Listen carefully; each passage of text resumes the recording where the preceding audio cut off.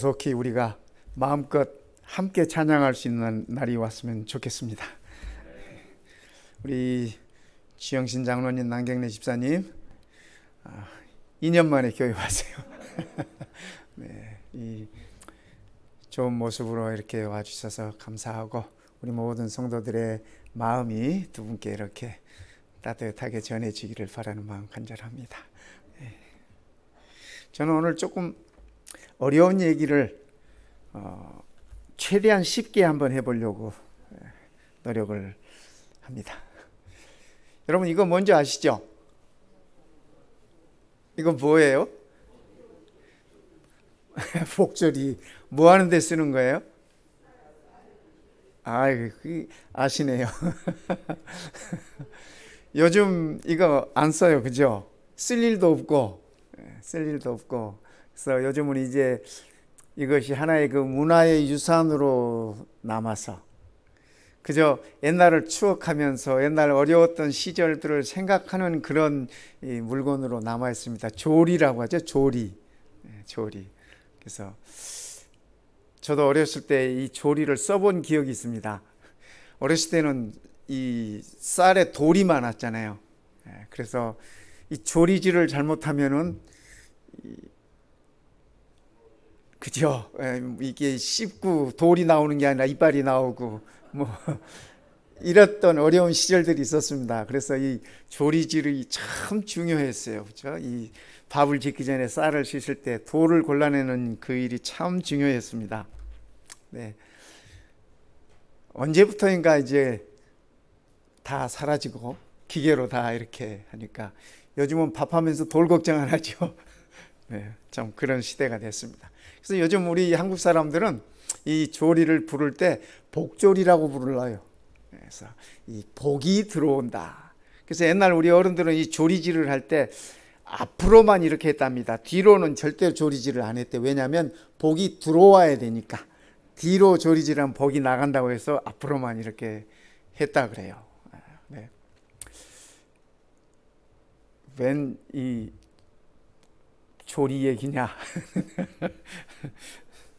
새해 우리 모든 성도님들에게 이런 조리를 집에 걸어 놓는다고 해서 복이 들어오고 나가고 하는 건 아니지만 우리 성도님들이 이런 신령한 복을 누릴 수 있게 되기를 바라는 마음이 제게는 간절합니다.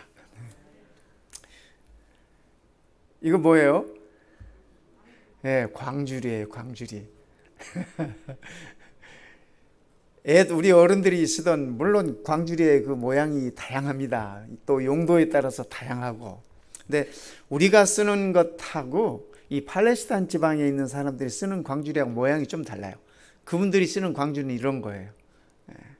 그래서 우리가 쓰는 것하고 조금 다르긴 하지만 저런 광주리가 때로는 나무를 담기도 하고, 제가 어렸을 때는 저는 그 순천만이 제 놀이터였어요. 지금은 관광지가 돼가지고 많은 사람들이 이제 다녀가는 곳인데 그 뻘에 나가면 꼬막이라는 게 참 많았습니다. 그러면 그 꼬막을 이 광주리에다 담아오는 거야. 왜냐하면 여기다 담으면 물이 쫙 빠져요. 그래서 무게를 좀 줄일 수가 있습니다. 그 다음에 꼬막을 여기다 이렇게 담아서 바닷물에다 흔들면 그 뻘들이 다 씻겨 나가는 거예요. 근데 어쨌든 이 광주리가 쓰임이 다양합니다. 쓰임이 다양해요. 팔레스타인 지방 사람들도 이 광주리의 쓰임이 우리만큼이나 생활에 이렇게 밀착되고 많은 이 용도가 있었습니다. 이거는 여기 가보신 분 계세요? 저기 켄터키주에 가면 그 노아 방주를 성경이 말하고 있는 그 사이즈로 만들어 놨어요. 모양이 이 모양인지 그건 우리가 몰라요. 그렇죠? 성경에 그 어떤 모양이었는지, 노아가 지었던 것이 어떤 모양인지 우리가 정확하게 모르지만, 그러나 사이즈만은 성경이 언급한 대로 정확하게 그 사이즈로 만들었어요. 그래서 이 길이가 300규빗, 이 넓이가 50규빗, 높이가 30규빗, 성경이 그렇게 얘기하고 있습니다. 이 창세기에. 굳이 이것을 우리 이 미터로 환산해 보면 한 규빗이라고 하는 건 보통 이 성인의 이 팔꿈치에서 이 가운데 손가락 끝까지 거리를 한 규빗이라고 그래요. 그러니까 제가 재는 한 규빗과, 그죠? 저보다 키가 훨씬 큰 우리 김성국 장로님이 재는 한 규빗은 달라요. 달라. 사람마다 이게 팔 길이도 다 다르고 그러니까. 그래서 대충 이렇게 계산할 때 보통 한 44cm 정도 이렇게 계산해요. 그러면 노아 방주의 이 길이가 300규빗이니까 대충 한 132m 정도. 크죠? 네. 제가 광주리 얘기하다가 왜 갑자기 노아 방주를 얘기하나 그러실 수 있어요. 근데 이 성경에서 말하고 있는 이 광주리라는 말이나 노아가 썼던 방주라는 말이나 창세기에 배라고 적지 않았어요. 그냥 그 이 아크, 그러니까 쉽게 말하면 상자예요. 상자. 이 길이와 넓이와 높이가 있는 상자. 근데 이 조선공학을 한 사람들의 얘기를 빌리면 지금 이 350, 32 비율이 배를 만듦에 있어서 가장 안전한 이 규격이랍니다. 그러니까 뭐 스피드나 이런 거 따지지 않고 그냥 물에서 가장 안전하게 떠 있을 수 있는 그러한 비율이랍니다. 믿음으로 노아는 아직 보이지 않는 일에 경고하심을 받아, 그죠? 노아가 120년 동안 망치질을 했잖아요. 이 부조와 선지자라는 책에 보면 선지자께서는 뭐라고 말씀하셨냐면 노아의 망치 소리 하나하나가 그 백성들에게는 경고의 기별이었다. 그 당시에 뭐 특별한 기술이 있었던 것도 아닐 테고 하니까 시간이 오래 걸렸겠죠. 하지만 노아는 경외함으로 방주를 준비하여 그 집을 구원하였으니 이로 말미암아 세상을 정죄하고 믿음을 따르는 의의 상속자가 되었느니라. 성도 여러분, 제가 전도를 한 120년 해가지고 120년 고사하고 한 12년만 하고서 겨우 내 가족만 구원했다 그러면 여러분 같으면 어떠시겠어요? 마음이? 정말 비효율적이잖아요. 그렇지 않습니까? 예수님의 제자 12명 가운데도 한 명이 실패했잖아요.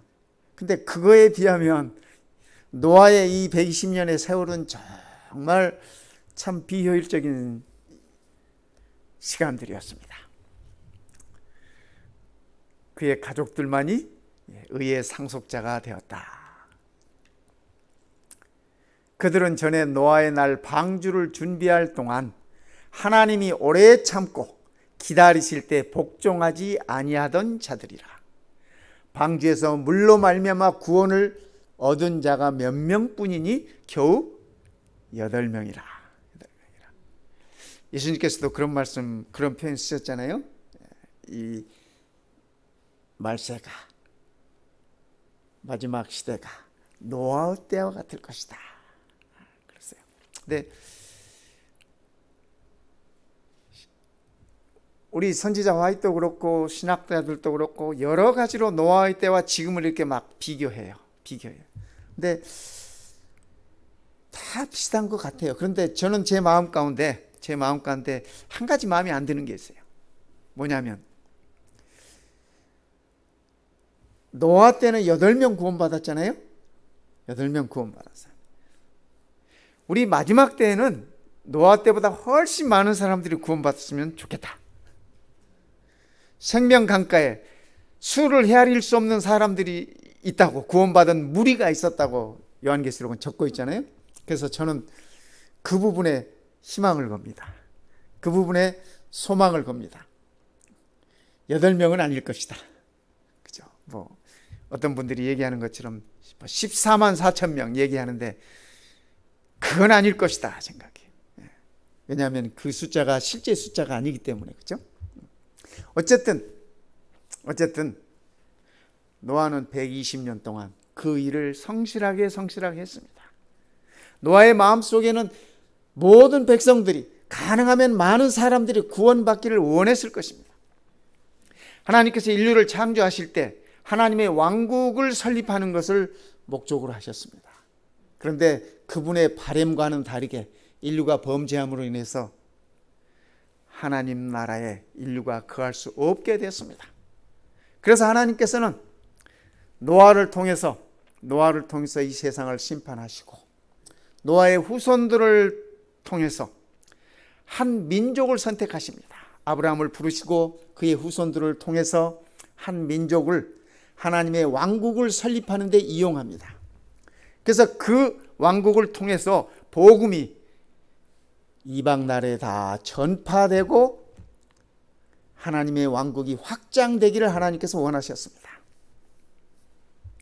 그 일이 또 실패되지 않습니까? 그 일이 실패되고 하나님께서 그의 아들을 보내시고 아들의 핵심 메시지는 하나님의 왕국에 관한 것이었습니다.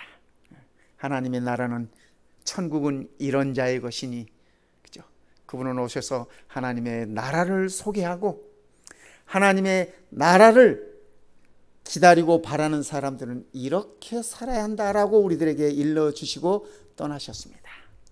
그리고 남겨진 자들은 성령 하나님의 역사 속에, 인도하심 속에 그 하나님의 왕국이 이제는 한 민족이 아니라 온 세계에 하나님의 왕국이 이루어지기를 바라는 마음으로 이 복음은 확산되기 시작했습니다. 지금도 하나님의 소원은 하나님의 왕국이 완성되기를 기다리고 계시는 것입니다. 이거는 지성소 안에 있는 법궤입니다. 구약 당시에 있었던 법궤가 딱 이 모양이었을지는 아무도 몰라요. 본 사람이었기 때문에. 그런데 규격은 이 규격입니다. 규격은 이 규격이에요. 길이가 2.5규빗, 높이가 1.5규빗, 넓이가 1.5규빗. 그러니까 규격은 이 규격이에요. 하나님께서 성소를 지으라고 말씀하시면서 내가 너희 중에 거할 성소를 지으라고 말씀하실 때 조각목으로 궤를 짜되, 여기 궤가 아크예요. 방주라는 말에 쓰인 말과 같은 말이에요. 그죠? 궤를 짜되 길이는 2규빗 반, 넓이는 1규빗 반, 높이는 1규빗 반이 되게 하고 금으로 이렇게 금을 입혔어요. 조각목으로 만들어 가지고.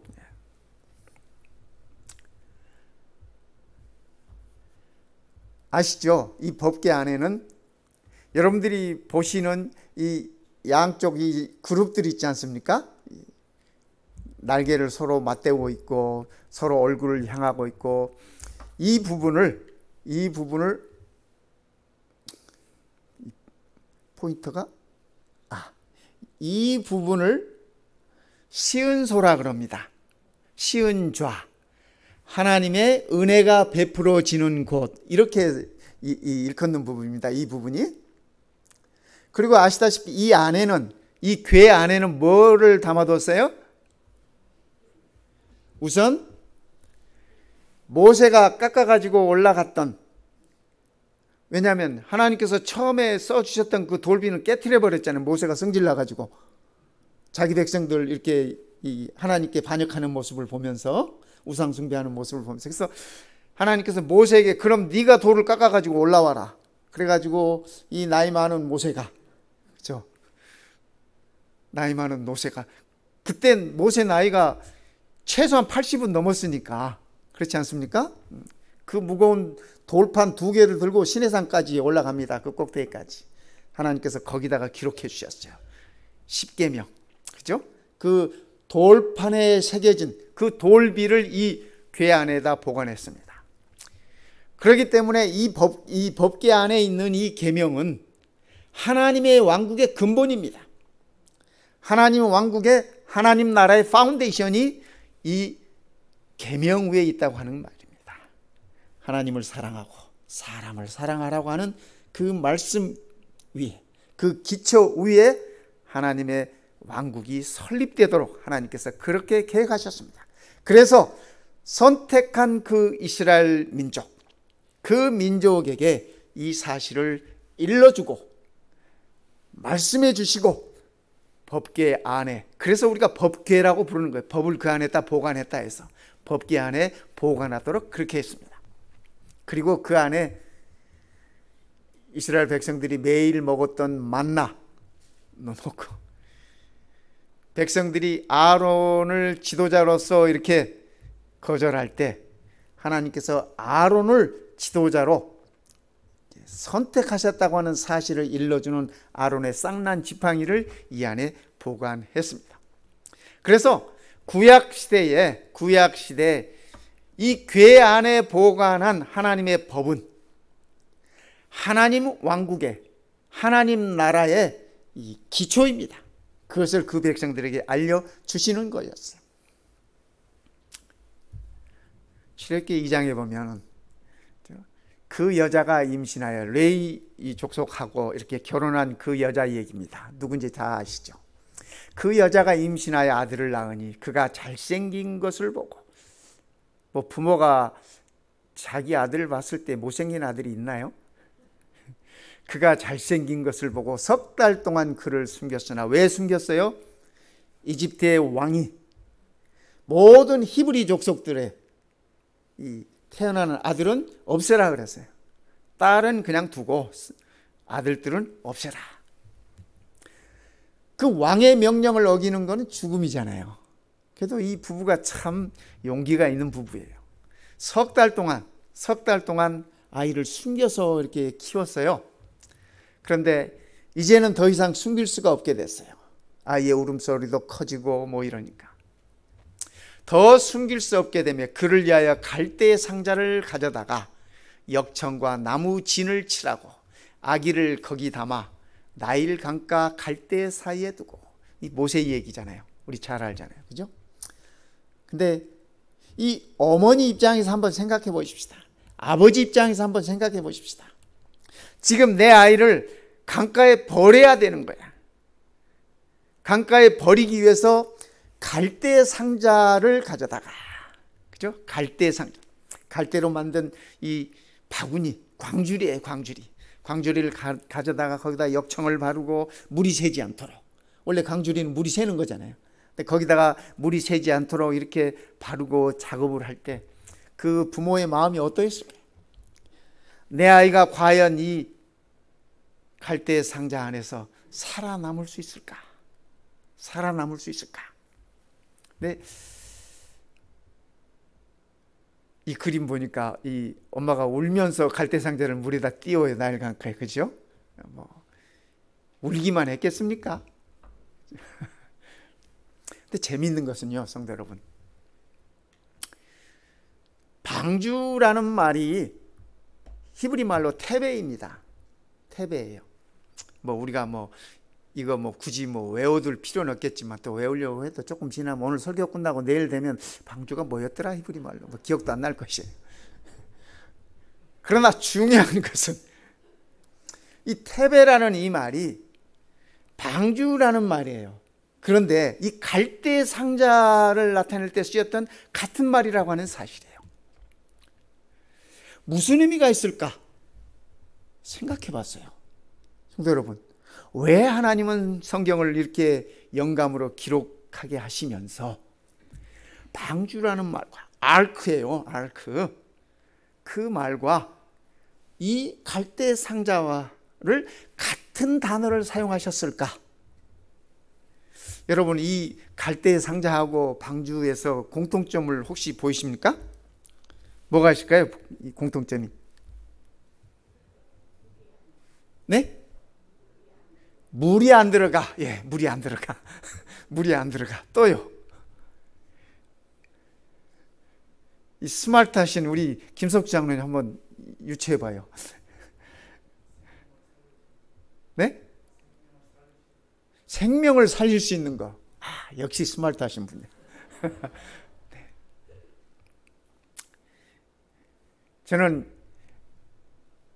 저도 이걸 이렇게 들여다보면서 생각을 좀 많이 해봤습니다. 무엇일까? 의미가 무엇일까? 분명히 의미가 있는 거예요. 그렇죠? 이 성경에 하나님께서 이렇게 기록하실 때 그냥 기록하지 않으셔요.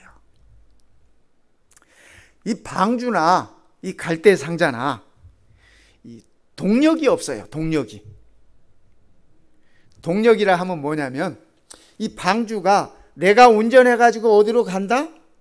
내가 운전해서 가는 게 아니에요. 그죠? 내가 가고 싶은 방향으로 갈 수 있는 것도 아니고, 내가 빨리 가고 싶다고 빨리 가지는 것도 아니고, 그저 하나님께서 인도하시는 대로 떠 있는 거예요. 여러분, 저는 이것이 우리에게 복음이라고 생각해요. 그죠? 우리가 내 구원을 위해서 내가 어디로 운전해야지? 어떤 스피드로 얼마만큼 가야지? 뭐 이렇게 염려하는 게 아니에요. 우리가 재림을 준비하자라고 말씀하지만, 재림을 준비하라고 하는 얘기는 걱정하고 염려하라는 게 아니야. 왜 우리는 꼭 이렇게 무슨 코로나가 창궐하거나 무슨 심하게 아프거나 무슨 극심한 어려움이 겪으면 예수님 재림한다 그래? 나 참 웃기는 것 같아. 그러잖아요. 마켓에 가서 물건 살 때 처음에 가격 이렇게 스캔하면 나오는 거. 예, 바코드. 감사합니다. 역시 스마트하시네요. 바코드 나왔을 때 그것이 무슨 666이니 떠들어. 요즘도 그러는 거 많죠?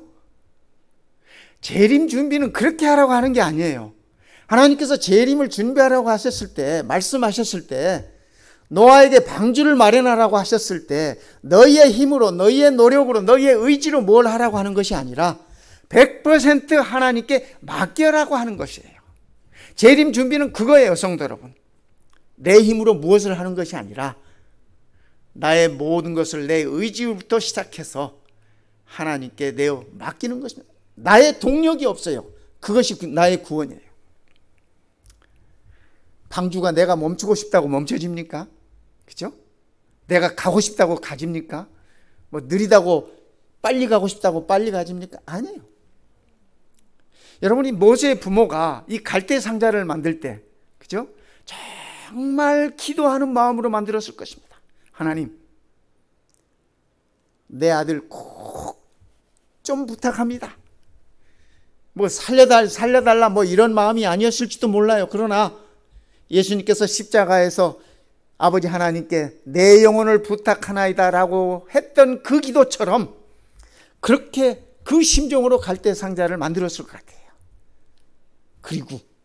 그리고서 이 갈대 상자를 나일강에 띄울 때 부모가 할 수 있는 일이 아무것도 없어요. 그렇죠? 이 갈대 상자를 어디로 가거라, 바로 공주한테로 가거라, 부모가 할 수 있는 것이 아무것도 없습니다. 온전히 하나님께 맡기는 거예요. 온전히. 이 갈대 상자는 동력이 없어요. 자기 스스로 갈 수 있는 엔진도 없고 방향을 틀 수 있는 것도 없고 물살에 따라서 자기가 멈추고 싶어서 멈출 수 있는 것도 아니고, 하나님께서 방주도 마찬가지고 이 모세의 갈대 상자도 마찬가지예요. 오직 하나님께서만이 관여하시고 하나님께서만이 인도하셔서 자기 사람을 구원하신 것이에요. 오늘 우리의 구원도 똑같다고 저는 생각합니다. 우리가 구원을 위해서 어떤 동력이 필요치 않아요. 온전히 하나님께 맡기는 것입니다. 하나님께서 나를 어디로 인도하든지 무슨 일을 겪게 하든지, 그렇죠? 하나님의 손에 있다고 하는 사실입니다. 요즘 우리 마음이 다 그렇지 않습니까? 이 코로나가 길어지니까 이제 병원에 근무하시는 분들 다 지쳐가지고 참 우리 간호원들 보면 참 대견하고 감사합니다. 간호원들만, 의료인들만 지친 게 아니라 일반인들도 다 지치고 에라 이제 요새 딱 그런 상황이잖아요. 그죠? 그래서 요새 그렇게 이제 늘어나는 거야. 근데 다행히도 우리들이 백신도 맞고 부스터도 맞고 또 더 조심하고 그러면서 걸렸을 때, 그죠?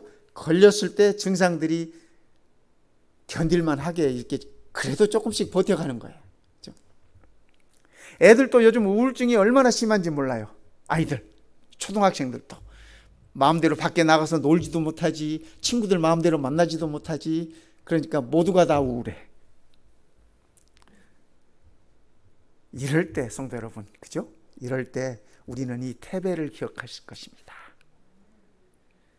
방주, 갈대 상자, 그죠? 이 와중에도 우리가 할 수 있는 것이 아무것도 없지만 하나님께서 우리를 인도하신다고 하는 사실이, 우리가 이 갈대 상자 안에 있으면 되는 거예요. 우리가 노아 방주 안에 있으면 되는 거예요. 있으면 되는 거예요. 그 방주 안에서 뭐 이렇게 애쓸 것도 없어요. 저는 이 구원의 섭리가 바로 이 태배라고 생각합니다. 온전히 하나님께 내어 맡기는 것 말입니다. 오직 하나님의 은혜만이, 그죠? 오직 하나님의 인도하심만이. 그래서 이 태배는 하나님의 구원의 시작이라고, 하나님의 백성들의 구원의 시작이라고 그렇게 생각하는 것입니다. 여호수아서에 보면은 이 라합이 그들을 창문에서 줄로 달아내리니 그의 집이 성벽 위에 있으므로 그가 성벽 위에 거주하였습니다. 이 여호수아가 여리고성을 치기 전에 이미 이스라엘 백성들은 요단강을 건너서 지금 가나안으로 들어왔습니다. 들어왔지만은 가나안 백성들을 물리치고 가나안 땅을 차지해야 되는 것이에요. 하나님의 왕국이 설립되어야 하는 것입니다. 가나안에 들어왔으니까.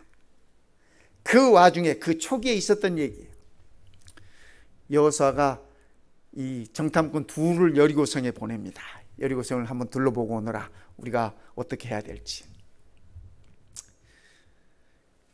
정탐꾼 두 사람이 이제 둘러보고, 그죠? 기생 라합의 집에 들렸을 때 발각이 된 겁니다. 그죠? 위험하게 됐어요. 그때 라합이 이 정탐꾼 두 사람을 줄로 이렇게 달아내립니다. 달아내려. 그리고서 이 두 사람을 살려주면서 라합이 하는 말이, 여호와 하나님 여리고를 칠 때 우리를 기억해 달라고 부탁을 해요. 그때 이 정탐꾼이 라합에게 이런 얘기를 합니다. 우리가 이 땅에 들어올 때, 우리가 여리고를 치고 들어올 때 우리를 달아내린 창문에 이 붉은 줄을 메고 내 부모와 형제와 내 아버지의 가족을 다 너의 집 안에 모아라. 그래서 여호수아가 이 여리고를 칠 때, 여리고 어떻게 쳤는지 아시죠? 칼로, 창으로 쳤나요? 여호수아를 비롯해서 이스라엘 군대가 여리고를 치기 위해서 할 수 있는 것 아무것도 없었어요. 노아 방주나 똑같아요. 모세 갈대 상자나 똑같아요. 하나님께서 여호수아에게 모든 남자들은 다 할례를 행하라 그랬어요. 광야 40년 동안 할례를 한 번도 안 했거든. 왜냐하면 이스라엘 백성들이 반역한 다음에 하나님도 성질 나셨잖아요. 그래가지고 할례가 나와 여호와 하나님과 내 백성 간의 표시라고 하셨는데 그 표시를 안 하셨어. 성질 나서 하나님도. 그래서 이 가나안에 들어와서 여리고를 치기 직전에 모든 이스라엘 남자들 할례를 하라 그랬습니다. 이거는 전투를 앞둔 이 군대에게 있을 수 없는 얘기입니다. 전투력 제로. 남자분들 아시죠? 아무것도 못해. 제가 군대에서 보니까 유격훈련 안 받으려고 꾀부리는 친구가 의무대 올라가가지고 이 할례를 하더라고. 그러면 한 2주일은 꼼짝 못하거든. 걸음도 제대로 못 걸어. 근데 이 이스라엘 군대가 여리고를 칠 때 말입니다, 모든 남자들을 다 할례를 시켰거든. 그러니까 전투력 제로. 싸울 수 있는 게 아니에요. 싸울 수 있는 게. 그러니까 이 싸움은 하나님께서 싸우신 것이지 이스라엘 백성들이 힘이 있어서 노웨이. 그죠? 이 정탐꾼들이 라합에게 이렇게 얘기했어요. 우리를 달아내려 주었던 그 창가에 붉은 천을 매달아라. 그리고 너의 부모와 또 아버지의 가족들, 친척들 다 그 집에 모아라. 정말 여리고성이 멸망했을 때, 함락됐을 때 라합의 가족들은 이 집에 있음으로 인해서 다 살았어요. 다 살았어. 매달았던 빨간 천, 저는 그것이 우리 예수님의 보혈이라고 생각합니다. 우리의 구원은 그리스도의 보혈을 통해서 이루어지는 것이. 라합이 얼마나 간절한 마음으로 자기 식구들을 불러 모았겠습니까? 꼼짝 말고 다른 데 아무 데도 가지 말고 들어와라. 이 집에 있어라. 이 집에 있어라.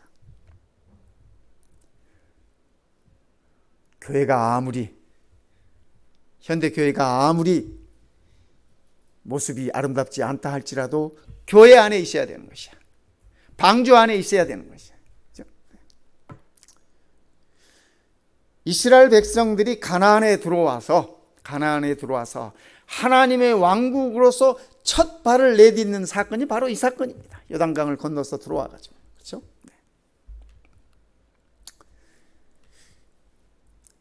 사도행전에 보면요, 사울이 다메섹 가다가 예수님 만나죠. 그래서 다메섹에서 이제 사울이 앞을 못 봤잖아요. 그 광채 때문에. 그래서 이 눈에 안질이 생겨가지고 있을 때 하나님께서 선지자 아나니아를 보내가지고 이 사울이 치료받게, 눈이 떠지게 하시고 성령이 그와 함께 하시고, 그래서 이 다메섹에서 복음을 증거하기 시작했어요. 사울이. 그때는 사울이 아직 바울 아니에요. 한때는 그리스도인들을 잡아들이고 핍박하기에 앞장섰던 이 친구가 이제는 반대로 나사렛 예수를 전파하니까 대제사장들이나 제사장들이나 바리새인들이 사울 저 녀석 잡아 죽여라 그랬어요. 그래서 그를 잡아 죽이려고 했어요. 그때 그의 제자들이, 사울의 복음을 들은 자들이, 그죠? 사울의 증거를 들은 자들이 밤에 사울을 광주리에 담아 성벽에서 달아내리니라. 저렇게 어떤 분이 그린 그림이에요. 저렇게 성벽에 달아내렸어요. 이 사건을 통해서 이제는 하나님의 왕국이 이스라엘뿐 아니라 이스라엘 범위를 넘어서서 담을 넘어서 이방인들에게 하나님의 나라가 이렇게 확장되기 시작한 것입니다. 그렇죠? 그러기에 바울이 광주리에 달려서 내려온 이 사건은 우리들에게는 복음이고 축복입니다. 우리 이방인들에게 하나님의 왕국이 전파되었던 계기가 되었다고 하는 사실입니다. 고린도후서 11장에 바울은 똑같은 사건을 이렇게 표현합니다. 나는 광주리를 타고 들창문으로 성벽을 내려가 그 손에서 벗어났노라. 나를 죽이려고 하는 자들의 손에서 벗어났노라. 이렇게 표현했습니다. 사울의 이러한 이 일 때문에 오늘 우리는 복음을 접할 수 있는 특권을 누리는 것입니다. 디모데후서 4장에 있는 말씀입니다. 여러분, 이 디모데후서는 바울이 그의 생전에 마지막으로 적은 말씀입니다. 그 말씀이라는 사실을 인식하면서 이 말씀을 보시겠습니다. 주께서 내 곁에 서서 나에게 힘을 주심은 나로 말미암아 선포된 말씀이 온전히 전파되어, 바울이 그동안 3차에 걸친 선교 여행뿐만 아니라 마지막 그의 로마로 향한 그의 여행, 이 모든 것이 말씀 전파를 위한 것이었지 않습니까? 나로 말미암아 선포된 말씀이 온전히 전파되어 모든 이방인에게 듣게 하려 함이니 내가 사자 입에서 건짐을 받았느니라. 바울이 언제 사자 만났나요? 그죠? 여기 바울이 말하는 사자라고 하는 것은 바울의 생명을 찾는 이들을 가리키는 말입니다. 그죠? 물론 그 배후에는 사단이겠지만은, 그죠?